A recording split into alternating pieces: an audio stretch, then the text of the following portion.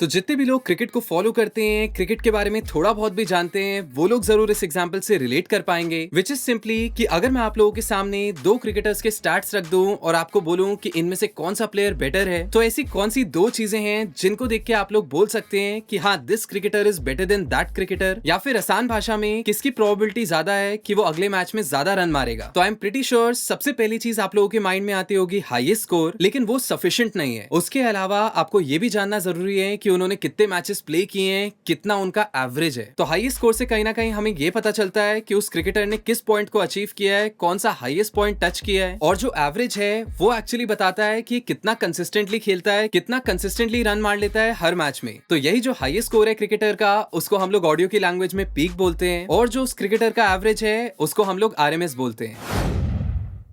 Hey guys, I'm Vasudev और आप देख रहे हैं मिक्स विद वासुदेव। तो आज के वीडियो में हम लोग एक बहुत ही मजेदार टॉपिक की बात करेंगे जो आई एम प्रीटी श्योर आप में से बहुत सारे लोगों के लिए नया होगा। येट वो छोटी सी चीज जो है वो बहुत ही ज्यादा इंपॉर्टेंट है इनकेस अगर आप लोग प्रोफेशनली ऑडियो इंजीनियरिंग करना चाहते हैं, इनकेस अगर आप लोग प्रोफेशनली इस इंडस्ट्री में घुसना चाहते हैं। तो आई एम प्रीटी श्योर हम में से बहुत सारे लोगों ने बचपन में स्कूल में एम्पलीट्यूड के बारे में तो पढ़ा ही होगा। तो एम्पलीट्यूड जैसा कि आप लोग देख सकते हैं, जैसा कि आप लोगों ने सुना होगा, सिंपली आपकी वेव जो है उसकी लाउडनेस या फिर इंटेंसिटी को बोला जाता है। और यहीं पे अगर हम लोग एक स्टेप डीप जाएं, एक स्टेप और टेक्निकली अंडरस्टैंड करें एम्पलीट्यूड को, तो एम्पलीट्यूड जो होता है वो मेजरली दो तरह का होता है, पीक एम्पलीट्यूड और आरएमएस। तो आई एम प्रीटी श्योर उस क्रिकेट वाले एग्जांपल से आप लोगों को पीक तो समझ ही आ गया होगा। अब मैं आप लोगों को ऑडियो का एक एग्जांपल देता हूं जिससे आप लोगों को और बेटर अंडरस्टैंडिंग मिलेगी कि कैसे पीक आरएमएस से डिफरेंट होता है, एंड सबसे इंपॉर्टेंटली ये जो आरएमएस चीज है, आरएमएस टर्म है, ये कहां से आई है और ये क्या चीज है। तो जैसे कि आप लोग अपनी स्क्रीन पे देख सकते हैं, ये जो मैंने दो डायग्राम्स बनाए हैं, ये आपकी दो ऑडियो फाइल्स हैं, दो ऑडियो वेव फॉर्म्स हैं, जिनका जैसे कि आप लोग देख सकते हैं जो पीक है वो एग्जैक्टली सेम है। और अब अगर मैं आप लोगों से एक सिंपल सा सवाल पूछूं,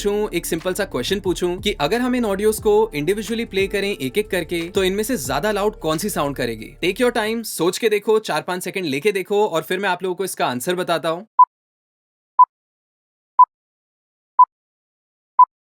राइट, तो आई एम प्रीटी श्योर आप में से मैक्सिमम लोगों ने जो वेव फॉर्म नंबर बी है उसको सिलेक्ट किया होगा, और उसका सिंपल सा रीजन ये है कि जो वेव फॉर्म नंबर बी है वो कहीं ना कहीं ज्यादा पिचका हुआ है, ज्यादा कंप्रेस्ड है, या फिर हम लोग बोल सकते हैं कि उसकी डायनेमिक रेंज कम है वेव फॉर्म नंबर ए से। सो दैट इज वाई कहीं ना कहीं जो वेव फॉर्म नंबर बी है उसके आपको जो लोअर पार्ट्स हैं वो भी लाउड सुनाई देंगे, और पीक्स तो सेम ही है ए जैसी। और अब अगर मैं आरएमएस की बात करूं तो वेव फॉर्म नंबर जो बी है उसका आरएमएस ज्यादा है वेव फॉर्म नंबर ए से। तो कहीं ना कहीं आप लोगों को एक हिंट मिल गया होगा कि जो आरएमएस है उससे हम लोग परसीव्ड लाउडनेस देखते हैं, उससे हम लोग एक तरह से एवरेज लाउडनेस देखते हैं अपने ऑडियो सिग्नल की, जो कि वैसे तो 100% ट्रू नहीं है, क्योंकि ये जो आरएमएस टर्म है ये आई थी हार्डवेयर के एरा से, एनालॉग के एरा से, जब ये सॉफ्टवेयर नहीं हुआ करते थे, सॉफ्टवेयर मीटरिंग नहीं हुआ करती थी। तो उस टाइम पे क्या होता था, जो एनालॉग हार्डवेयर के जो पीक मीटर्स थे वो बहुत ही ज्यादा तेज फ्लक्चुएट करते थे, जिस वजह से जो इंजीनियर्स थे उनको एक ऐसा मीटर चाहिए था, उनको एक ऐसे मीटर की जरूरत थी जो स्लोली मूव करे और एक लंबे टाइम इंटरवल का जो एवरेज है वो उनको बताए।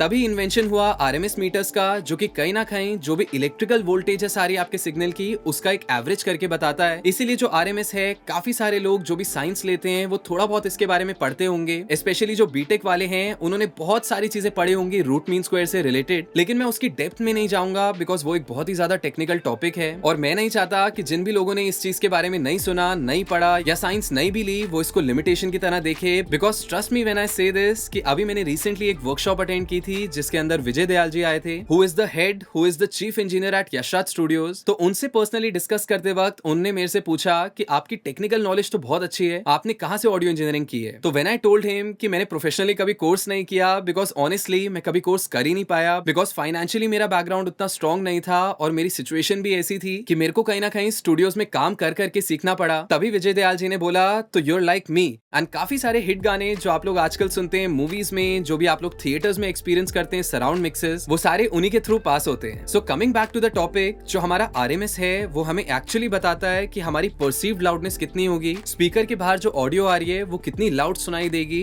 Irrespective of the डीबीएफएस level. क्योंकि आप और मैं, हम सब लोग जानते हैं कि हम लोग एक लिमिटर लगा के -1 पे अपनी ऑडियोस को रख के फिर भी एक ऑडियो को दूसरी ऑडियो से लाउड बना सकते हैं, simply by using compression, simply by using limiting. तो यहाँ से से हमें पता चलता है कि जो हमारा DBFS मीटर है उस पे हम लोग ट्रस्ट नहीं कर सकते, उससे हम लोग सिर्फ अपनी पीक्स देख सकते हैं। पीक मीटर्स का जो ज्यादातर यूज है वो होता है क्लिपिंग चेक करने के लिए कि आपकी इंटर सैंपल क्लिपिंग तो नहीं हो रही, आपकी ऑडियो बीच में 0 के ऊपर तो नहीं जा रही। वेराज जो RMS मीटर्स हैं उनको हम लोग थोड़ा सा एवरेज लाउडनेस की तरफ ले जाते हैं, थोड़ा सा परसीव लाउडनेस के लिए यूज करते हैं। लेकिन अगर मैं डिजिटली बात करूं तो अब हमारे पास उससे भी ज्यादा एडवांस मीटर्स आ गए हैं, उससे भी ज्यादा एक्यूरेट मीटर्स आ गए हैं जो कि LUFS के नाम से आपने देखे होंगे, जहां पे आप लोगों ने इंटीग्रेटेड, शॉर्ट टर्म, मोमेंट्री, ये सारी चीजें देखी होंगी। तो इनको ऑलरेडी मैंने एक सेपरेट वीडियो में कवर किया हुआ है, आप लोग उसको चेकआउट कर सकते हैं। बिकॉज ये वीडियो बनाने का सिंपल सा रीजन यही था कि आप लोगों को पीक और RMS के बीच में डिफरेंस पता चले, एंड आई होप आप लोगों को काफी हद तक वो चीजें क्लियर हो गई होंगी। तो इनकेस अगर आप लोग चाहते हैं कि ऐसे छोटे मोटे टेक्निकल टॉपिक्स पे मैं और वीडियोस लेके आऊं और वीडियोस बनाऊं, तो आप लोग तो जानते ही हैं कि नीचे क्या कमेंट करना है। तब तक के लिए मिलते हैं अगले वीडियो में।